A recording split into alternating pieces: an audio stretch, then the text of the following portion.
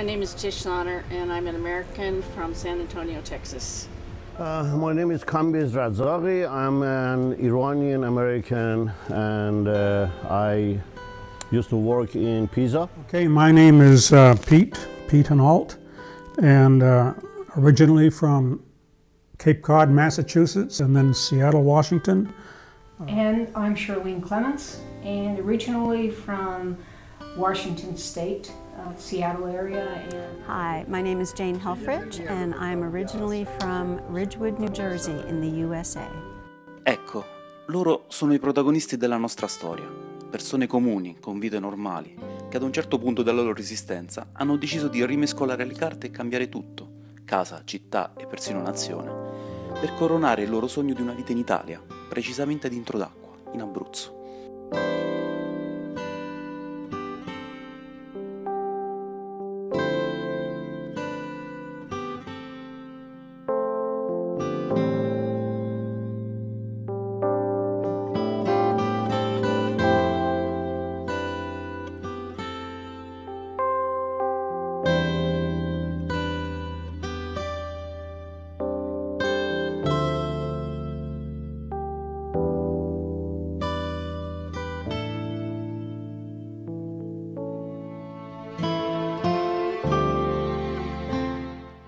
Il fascino di questo borgo è molto apprezzato dai turisti americani, che ormai attraverso un vero e proprio passaparola sono riusciti a creare una piccola comunità che, integratasi con la popolazione, collabora, sostiene le iniziative proposte.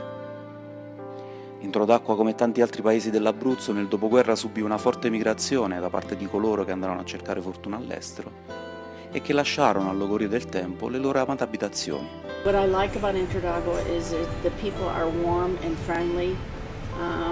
Giorgio Ferretti and Rosanna, even though I didn't speak the language, made it possible for me to get through all the hurdles of buying a ruin. It's very relaxing, it's a warm culture, and I just enjoy being here with the people. We are coming here because of the cultural issues, cultural crisis. You know, we feel the warmth of this community, the family, the importance of life, which is interconnected with other human beings. It's not individual. You become part of this community. They love you, you love them, you live with them, you die with them. And this is something that we have lost in many big countries, industrialized countries. And that's why, if you call those people who left decades ago as economical refugees who went to the other countries, we are cultural refugees who are coming back here, to find what we have lost in big cities in America or other countries. We like the genuineness of the people here. They're unpretentious. They don't have great ambitions to live in high rises. They always have a friendly greeting. It's interesting. I'm working on a book about Hemingway, and about Abruzzo. He said the same thing. This is like almost 100 years ago. He said the people of Abruzzo, they're friendly. They always addressed you as Don. And we find this same thing to be true today. But the other thing is the environment. We like mountains. The weather here is always interesting, even when it's not so good. It's beautiful to look out and see the clouds swirling around the hills. So a lot of things we like about this area, about the Abruzzo especially, and Introdacqua. there's so much history in Italy, particularly in the Abruzzo, and you can go off just about any day and discover something new. Guidebooks help, but also just getting in the car or walking and exploring. And then you discover fascinating history about the area and so many layers of history in the same location. It's just fascinating. What we like is is that you're always learning, always discovering, and keeps you alive and young. It's a very beautiful area, and it's not a big tourist area. I think when you walk into the different areas of Sulmona, or you walk around, Introdacqua, you may hear a few other languages spoken, but there are not crowds and crowds of tourists, looking for, ceramics or looking for mementos. It's a very peaceful sort of place to be. At the same time, it's not a boring place to be. There's a lot of different kinds of things to do. So I would say that if anybody is looking to experience Italy, the kind of experience that you're going to get in the Abruzzo, which I think is a beautiful, beautiful area, it's great. I would encourage anybody to come and visit Abruzzo and visit Introdacqua. Quello che ha dell'incredibile, che fa da pilastro alla nostra storia, è che i protagonisti di questa avventura non hanno semplicemente deciso di vivere ad Introdacqua scegliendo una delle case a disposizione nel paese. La sfida più grande è stata quella di acquistare proprio quelle case, abbandonate per necessità da coloro che sono volati all'estero ed ormai divenuti ruderi, e restaurarli, dando nuova vita alla parte più antica di Introdacqua. Living in a home that has been rejuvenated, restructured. Here back in 1999, the center of the town, where you see right now the historical area, were all ruins. There were only 3 families were living in Piazza Fiorina. And now we have about 48 different expats from America, Denmark, New Zealand, Ireland, and other places who have bought these ruins, and they have fixed them for their dream house and being able to live here. Our house was in better than shape than some of the other ones but it was like a 1940s. It really hadn't been renovated since the end of World War II, and so it was not in good shape, but the structure was not too bad. And we gutted the inside. On this level, we have a kitchen now, which used to be where a bathroom was. There really wasn't any kitchen.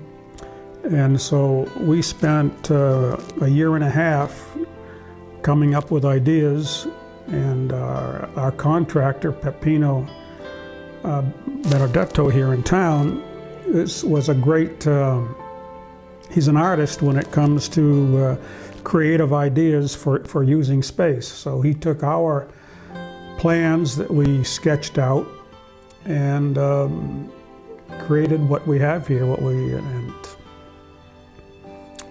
We like things that are different. We like rustic. When we go to a restaurant, we would much rather go to a rustico ristorante. We like the stories that go with old buildings or with old restaurants. And so this part of the village of Introdacqua was an opportunity to restore this house.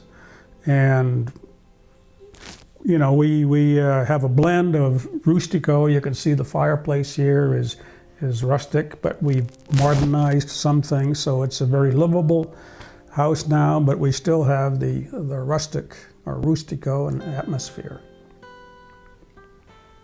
We had already, by the time Karen and Combis, they told us we should buy a house here. And we said, we have a small house in France that we bought 10 years before.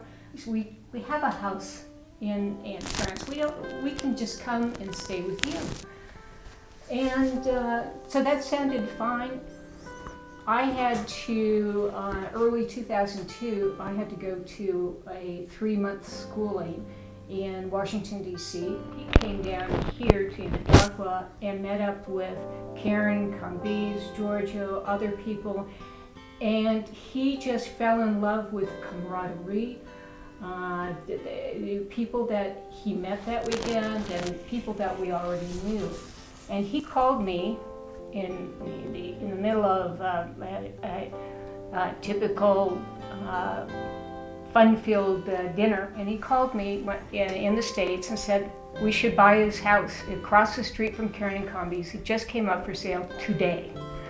And I said, no, we have a house in France. We don't need one here. And then we were talking, thought about it, and decided we'll buy the house. And so we did in early 2002. In our taverna, we have a library of over 2,000 books. And I was cataloging, about a year ago, I was cataloging one of all of the books, so they're available online to see what books we have. And I look at this book that we had gotten 10 years before at one of the American bases that was closing, and the library was giving away books. So I took this book and I'm looking at it. I looked at an article about the author, and the date line was Introdacqua. The article was written in 1967, and it was about Gwen Griffin, who lived in Introdacqua, just down the road, and he died in the Sulmona Hospital. And the book was an operational necessity about World War II. And it was just so amazing. I've gotten this book in Germany. I open it up in Introdacqua, and it's about an author from Introdacqua, British author. So that's one of my favorite stories, and it's a library story. So. One of my colleagues from work, her name was Ricky Gibbons. She and her husband had a home here that they were building with the help of one of the local Italian guys, Peppino di Benedetto. And so over dinner one night, she showed me pictures of the house before and after and told me about the village and said it was a wonderful place and that I should come and visit with my husband, because we've always said that Italy was one of our favorite countries. So that was in 2003 or 4. And finally in the fall of 2005, we had an opportunity to come down and spend 4 or 5 days, and we met a lot of the local Italian folks at a big dinner party, and we told Peppino that we were interested in looking around at some houses. He showed us around, and we came back about a month later and we closed on a piece of property up on the Via Grande. So that's kind of how the story about how the house has been built. One of the things that we hope happens is that that Introdacqua continues to experience, kind of the renaissance in building that has been going on. We live on the Via Grande, which is a beautiful street that goes from the bottom of the town all the way up to the top of the hill.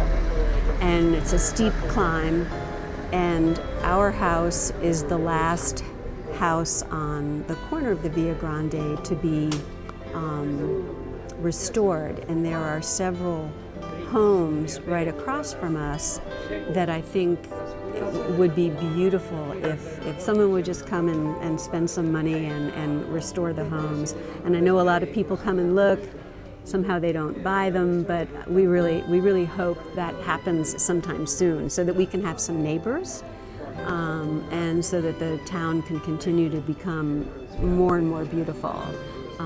As more and more people realize that it's a wonderful place to be. Which kind of, I guess, leads me into why did we choose Introdacqua? And number one, we chose Introdacqua because when we first got to Europe about 25 or 30 years ago, we were very young and we didn't know a lot about any other country except our own, which is the United States. My husband spoke German, and we were stationed in Germany with the Department of Defense.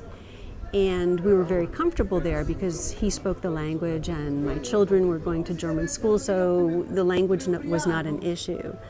But the more we vacationed and visited places in Italy, and in different areas in the north, when we would ski in the wintertime, or down by Venice when I would go to work in Vicenza because I worked for the army, and just the different areas of the country that we saw, we really fell in love with Italy.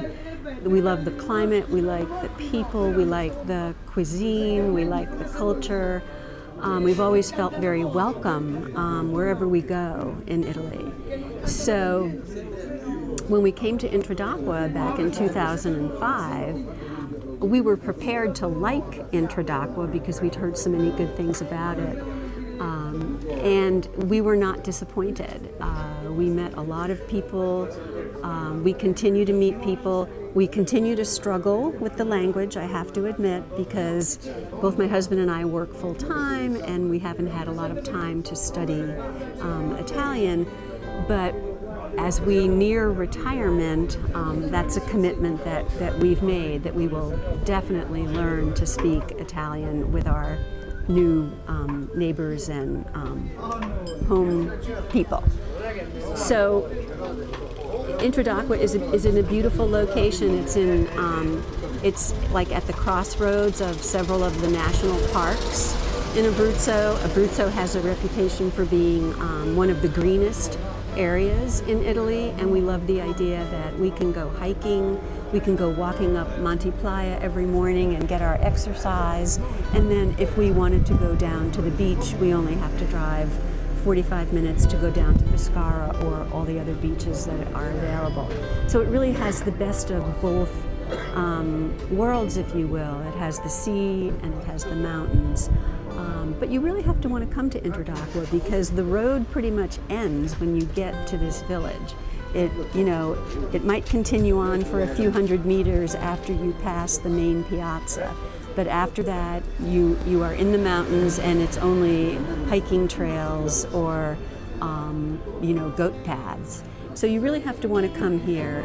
It's not that it's isolated, but it has a very unique situation geographically, and we really like that. So there's not a lot of traffic. There's not big highways. It's very rural, but at the same time, it's just a few miles away from Sulmona, which is a very, very pretty city where the poet Ovid was born, and there's a big celebration for him in 2017, which we're very excited about. There's great festivals here. We appreciate the religious history. Our next door neighbor turned 100 2 years ago, and she's an inspiration. For the many years, for the first several years we were here, she was out every day walking around, exercising on purpose. Now she's slowing down at 102, but she's an inspiration to us, and we find that we live, I'm sure you'll point out to the audience that we live in the old part of Introdacqua, which was almost a ghost town 10 or 15 years ago.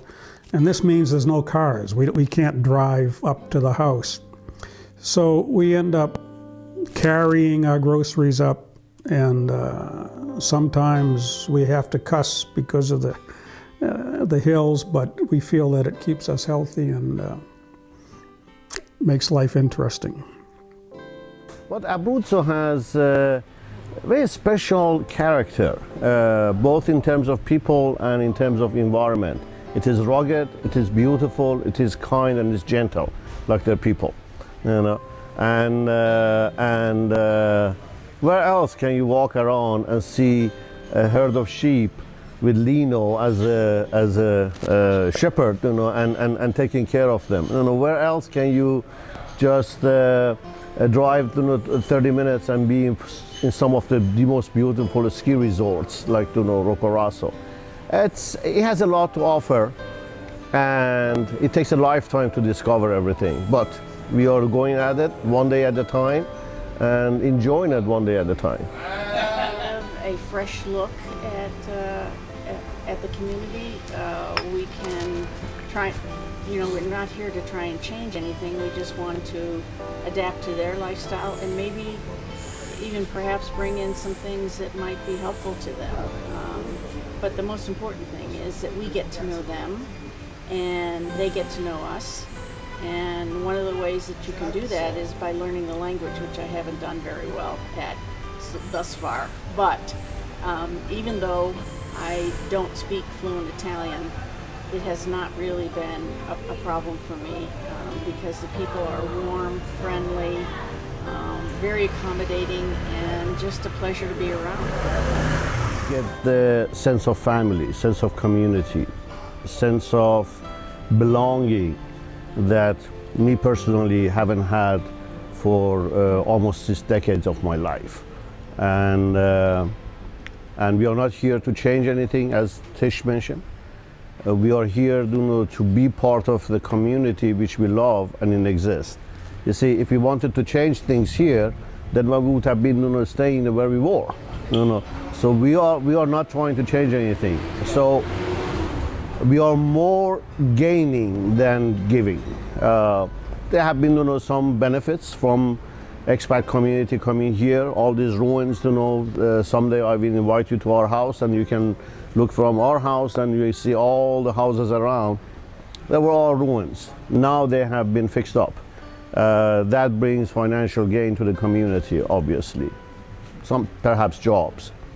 Lots of second, third generation Introdacqueses, those who their parents and grandparents migrated to other countries. When they came here and they realized the center of the town, the historic part of the town is becoming back to life, they started investing in their own ancestral homes and try to fix it. So what it used to be all ruins, and in one of the tourist books I read, the center of the town in Introdacqua used to be called a ghost town, is no longer a ghost town. You cannot find anything that you can, even if you want to buy one. So this has been one of the gains of mutual benefits of we come here, and that's how it is.